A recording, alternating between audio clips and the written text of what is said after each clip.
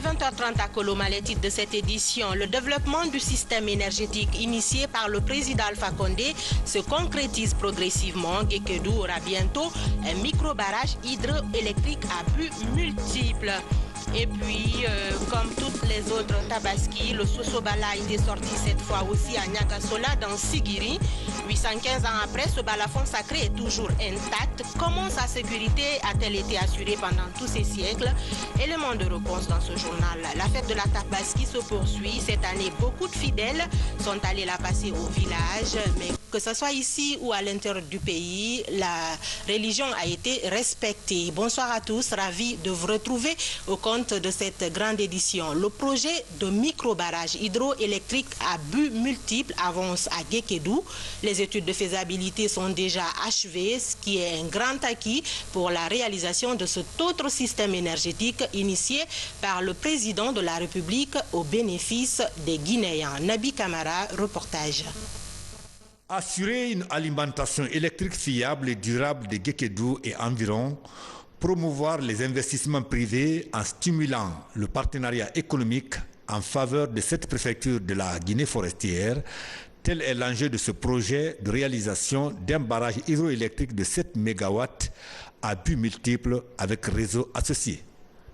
Les études de faisabilité de ce projet menées par le consultant allemand Fichtner grâce à l'ONUDI ont été présentées cette semaine aux autorités du département en charge de l'énergie. L'étude ressort que c'est un barrage viable qui va nous faire 7,2 MW et qui va nous donner l'énergie qu'il faut, au moins suffisante pour Guékédou et son environnement.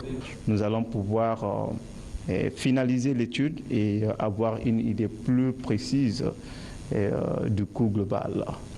Peut-être qu'il y a des infrastructures et d'autres aspects qui vont émerger pour voir à quelle hauteur exactement ce projet pourrait se situer en termes de coût. Le barrage hydroélectrique de Guékédou sera installé à Keno, à 4 km de la commune urbaine.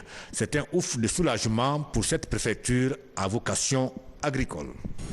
Depuis 1963, nous rêvons à ces barrages.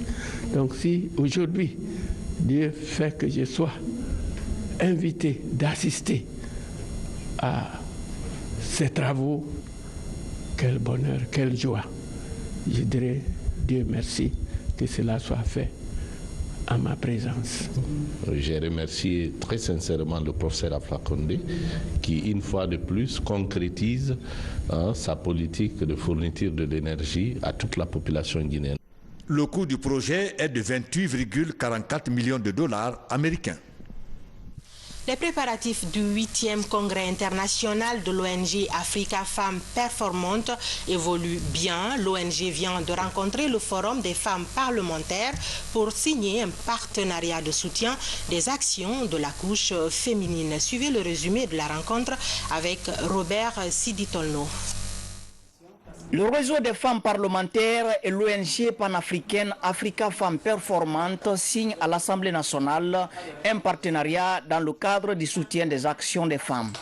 Une occasion mise à profit pour décliner des objectifs de l'ONG et présenter le niveau d'évolution des préparatifs du 8e congrès international de la femme noire et de sa diaspora prévu du 26 au 30 novembre prochain à Conakry.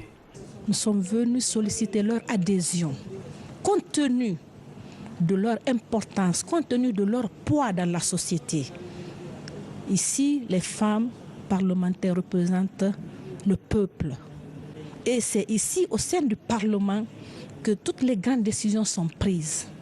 Donc nous sommes là alors pour demander leur adhésion. Sans elles, alors, notre congrès ne peut pas réussir.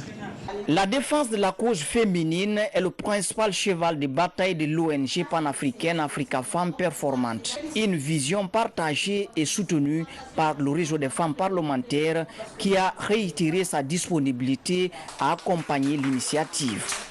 Avec les 52% des femmes nous représentons aujourd'hui en Guinée, il faut qu'on avance. On ne peut pas aussi avancer sans que les femmes ne se donnent la main. Les femmes, il faut l'entente. Nous avons insisté sur l'entente entre nous. S'il n'y a pas d'entente entre nous, on n'aura pas de résultat. La rencontre a pris fin par la remise du cahier des charges et le document du 8e congrès de la synergie au réseau des femmes parlementaires à titre d'information. La fête de Tabaski a été célébrée hier par les musulmans du monde entier. Ici en Guinée, beaucoup de fidèles ont préféré rallier leur village pour aller y passer cette grande fête musulmane. De Conakry à Koya, en passant par Dubreka, sans oublier Kankan ou encore Kissidougou, la tradition a été partout respectée. Les lieux de prière ont fait le plein. Les prières et invocations des imams ont rappelé l'importance de l'éducation de la foi en Dieu et surtout, le sacrifice a été fait. Toumassouma revient sur les échos de la Tabaski à l'intérieur du pays. Suivi. À l'intérieur du pays, la communauté musulmane massivement mobilisée a célébré ce vendredi l'Aïd el-Kébir ou la fête de Tabaski. Dans les préfectures de Koya, Labé, Kissidougou, Sigiring et Mandiana, les autorités administratives et politiques ont partagé ces moments de piété avec leurs frères musulmans dans les différents centres de prière. Allahu Akbar, Allahu Akbar. Nous venons d'accomplir une des obligations religieuses dans la paix, dans la quiétude et dans l'allégresse. Fêter avec la communauté musulmane de ma préfecture est un motif de réelle satisfaction. Leur souhaiter au nom donc du chef de l'État, de mon ministre de l'administration du territoire, de mon gouverneur, une bonne fête de Tabaski. Je sors de cette prière très heureux de voir, d'écouter ce que dit le grand imam. Et nous allons tous concourir à mobiliser la population vers un destin commun. Souvent, nous profitons toujours de cette occasion pour entretenir la jeunesse, pour parler avec les sages, pour parler avec les femmes, les filles, pour prodiguer des conseils allant dans le sens du maintien de la paix sociale à Kissidougou et aussi prodiguer des conseils aux jeunes dans le cadre de leur éducation et aussi dans le cadre de l'enseignement. Ça a été une occasion pour nous de retrouver nos parents, de venir demander la bénédiction des parents, de faire des sacrifices et de trouver solution aux problèmes vraiment dans les différentes familles. Nous sommes donc venus à Kankan avec la permission de son Excellence Monsieur le Président de la République commémorer cette grande fête. Et elle a été grandiose aujourd'hui. L'imam a invité les Guinéens au travail rémunérateur, à la paix et à la concorde nationale. Il a terminé par des saintes bénédictions pour le professeur Alpha Condé. Il n'a pas manqué de glorifier les immenses œuvres accomplies par le président de la République un peu partout à travers la République de Guinée. C'est une tradition que nous avons connue depuis des siècles et des siècles. Donc, on doit suivre nos aïeux par rapport à cette tradition.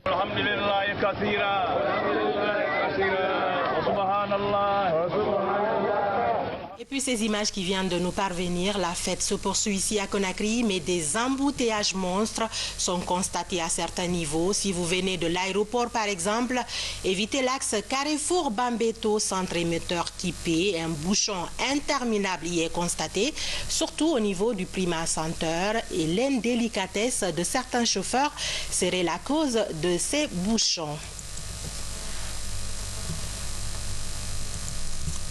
Santé à présent, l'amélioration des conditions de travail du personnel soignant à tous les niveaux de la pyramide sanitaire.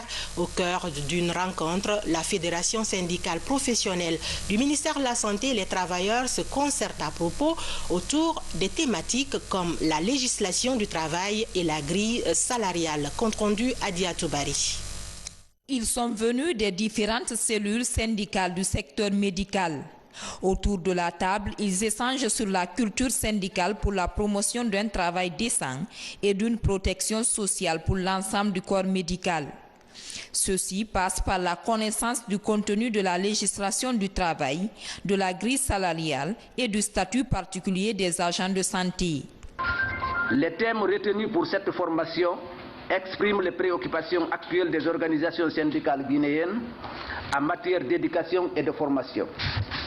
Leur diversité reflète aussi le souci de donner aux travailleurs un ensemble de connaissances susceptibles de les aider à mieux comprendre et agir sur leur environnement professionnel, syndical et social. Le syndicat de base doit éduquer, former ses militants de base pour accroître la productivité. C'est à ce seul prix qu'il peut réclamer des meilleures conditions de travail et de vie. Dans la politique de qualification de l'éducation ouvrière du ministère de la Santé, la médecine du travail occupe une place importante. Elle prend en compte les accidents de travail et les maladies professionnelles. Son fonctionnement correct est l'une des priorités de la Fédération syndicale professionnelle de la santé. Et par ma voix, Monsieur le ministre vous encourage et surtout encourage le bureau syndical pour cette belle initiative qui, j'avoue, va booster les relations sociales, va booster, impulser la performance dans le cadre du travail. La Fédération syndicale professionnelle de la santé est l'initiatrice de cette rencontre. Première du genre, elle vise à améliorer le cadre de travail du personnel médical à travers le maintien d'un dialogue franc et constructif. Comment réduire les conséquences du mariage précoce dans nos sociétés? C'est la toile de fond d'un forum tenu récemment entre religieux et professionnels de la santé de la région administrative de Farana, initié par la coopération allemande. Ce dialogue vise surtout l'amélioration de la santé sexuelle et reproductive des jeunes et des adolescents dans la région. Moussa Bangoura, Silati, Kourouma. Selon la dernière enquête démographique et de santé, 26% des filles en Guinée se marient avant l'âge de 15 ans, alors que 32% de 15 à 19 ans sont déjà mariés. Le phénomène préoccupe la GIZ à travers sa composante santé de la reproduction. Ce dialogue est initié entre religieux et professionnels de santé de la région de Farana. Il se penche sur la problématique du mariage précoce dans la région. Il faudrait donc que nous puissions ensemble sensibiliser la communauté, la population, les familles par rapport à cette situation. Il y en a qui pensent que l'honneur, parce que notre enfant a découché ou a pris une grossesse, il faut donc rapidement la marier parce que c'est une humiliation, nous sommes d'une certaine honorabilité. Donc tout cela conduit à se dessaisir même de sa charge. Le forum est élargi aux acteurs de la justice, de la société civile et des affaires sociales. Centré autour de 4 thématiques suivies des discussions en plénière, les débats ont permis aux différentes parties de s'accorder sur les mécanismes de réduction des conséquences du mariage précoce. Pratiquement, c'est vraiment un ensemble de facteurs. On ne peut pas dire que c'est un seul facteur, c'est un ensemble de facteurs. Mais les facteurs les plus importants, ce sont les coutumes, et aussi les facteurs religieux. Parce qu'il y en a qui se refusent derrière la religion pour dire que c'est la religion. Alors que nous avons vu lors du forum, le même forum organisé ailleurs, que les religieux eux-mêmes, ils étaient contre. Ils ont avancé des versets selon lesquels Dieu interdisait à l'homme de faire ce qui peut nuire à sa santé. Alors, il est prouvé scientifiquement que le mariage précoce nuit à la santé des jeunes filles. C'est par exemple une femme qui vient avec par son jeune âge, un bassin immature. Quand le bassin est immature, ça a des complications en matière d'accouchement. C'est ce qui nous amène généralement à des fistules vésico-vaginales au cours des accouchements. Et ces fistules, leur correction, nous les faisons à l'hôpital préfectoral de Kissidougou. Donc ces cas sont tellement récurrents chez nous que nous conseillons, n'est-ce pas, aux pères de famille, vraiment de trouver la tranche d'âge qu'il faut pour vraiment donner un mari à leur enfant. Ça encore, c'est des problèmes obstétricaux que l'on n'arrive pas à résoudre facilement. De retour dans leurs préfectures respectives, ces acteurs seront des messagers en vue d'un changement de comportement dans l'amélioration de la santé sexuelle et reproductive des jeunes et des adolescents dans la région de Farana. Kerfala Kamara KPC, le PDG du groupe Guicopress, finance entièrement les travaux de rénovation et de modernisation de la morgue du CHU d'Ignazdine.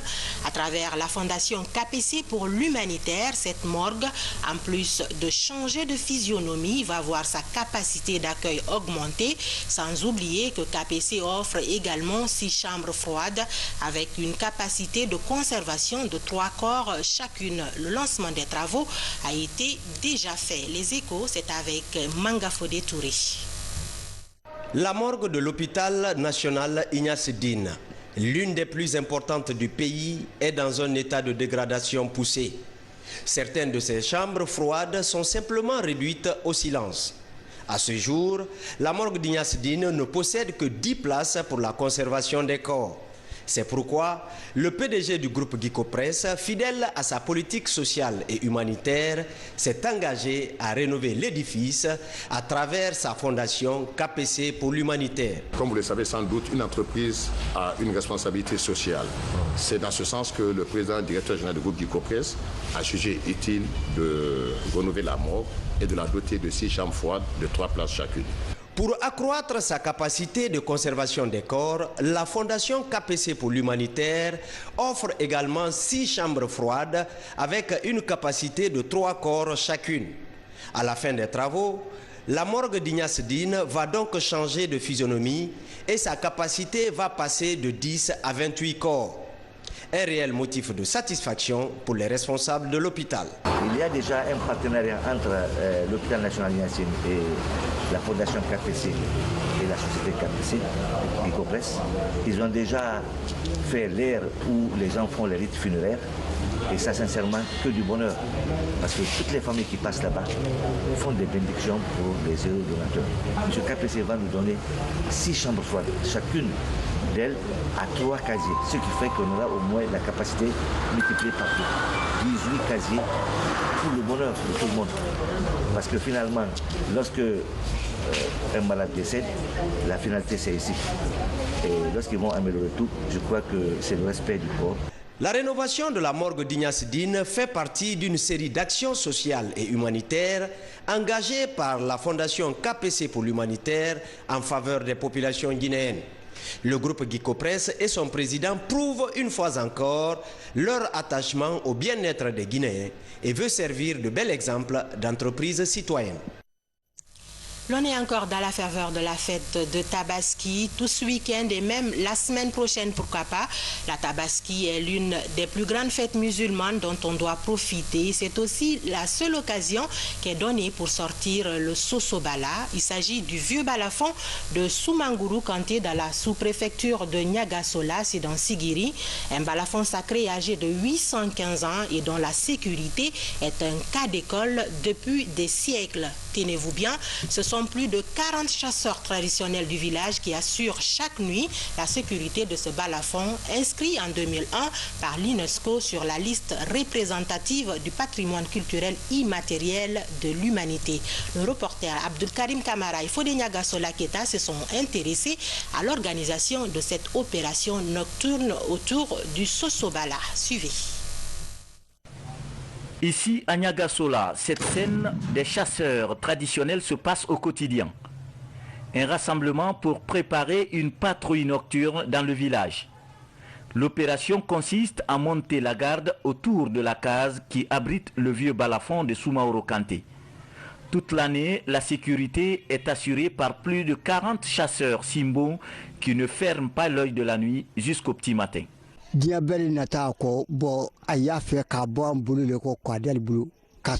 Non, parce que c'est le seul patrimoine culturel mondial en Guinée. C'est une curiosité du monde entier. On tient à ce balafon comme à la prunelle de nos yeux. 815 ans depuis que le Sosobala existe. La même sécurité a toujours préoccupé les générations de la famille Kouyaté détentrice du balafon. Les Kouyaté rappellent d'ailleurs que cette sécurité engage tous les noms de familles mandingues qui ont participé à la récupération du balafon lors de la bataille de Kirina en 1235. Presque toutes les populations de Niarasola sécurisent le Sosobala, parce que chacun se retrouve dedans. Il est vrai que dans les temps anciens, tout mandingue est d'abord un chasseur. Donc c'est à partir de ce moment que le gardiennage de Sosobala a été confié ces derniers temps aux chasseurs. Bon, il y a beaucoup de velléités par rapport au Sosobala, velléités de conquête, velléités de prise du balafon, de possession du balafon. Pourquoi toute l'année? Parce que d'abord nous sommes à la frontière. Nous sommes à la frontière avec le Mali et le balafon est gardé dans une case que vous voyez, la case que vous voyez derrière moi, une case couverte encore de paille. Selon la légende, au temps de Soumaoro Kanté, la première sentinelle qui veillait sur le balafon était un épervier. De nos jours, quand le Sosobala doit être déplacé d'un point à un autre, un dispositif sécuritaire est formé autour d'un rituel. Celui d'empêcher quelqu'un de passer devant la personne qui porte le balafon. Même au cours des cérémonies de réjouissance, ces hommes veillent toujours au grain.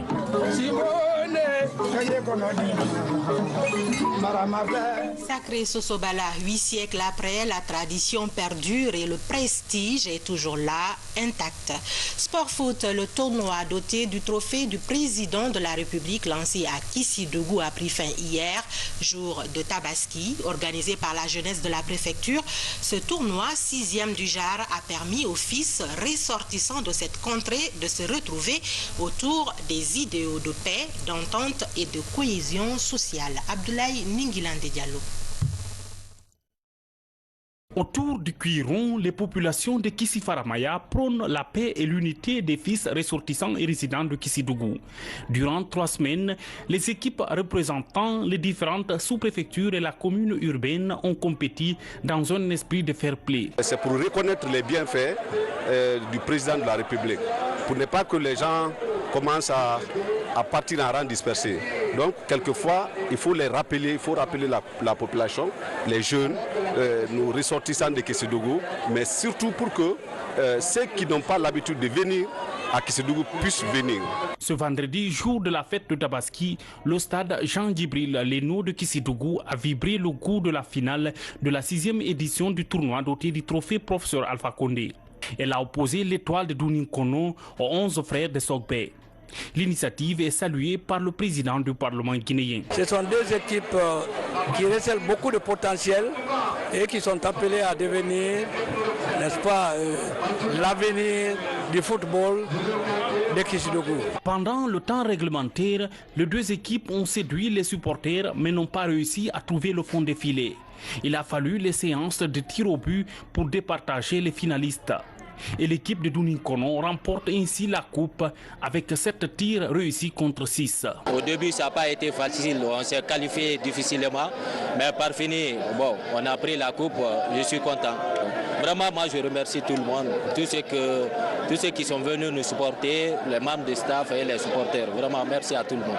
Pour bon nombre d'observateurs, cette 6e édition a permis encore aux jeunes de Kissidougou de renforcer la cohésion sociale et de cimenter la fraternité. Rendez-vous est pris donc l'année prochaine pour la 7e édition du tournoi de football doté du trophée Professeur Alpha Condé.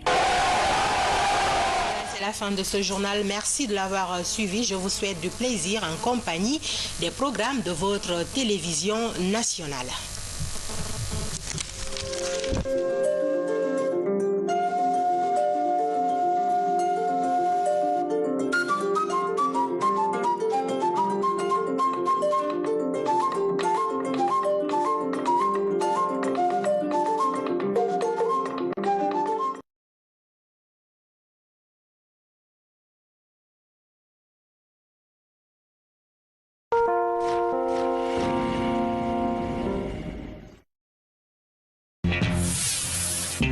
Jamais vu en Guinée, des meubles haut de gamme à la galerie Marifala. 10 ans d'existence et 10 ans d'expérience dans la décoration et l'électroménager. Nous vous proposons le plus vaste choix de meubles en Guinée avec plus de 2000 m² de surface d'exposition et un parking privé au sous-sol, accès VIP pour faire vos courses en toute discrétion. Avec des prix promotionnels toute l'année, des meubles soigneusement sélectionnés, Marifala vous dédie tout un espace électroménager de la grande marque TCL.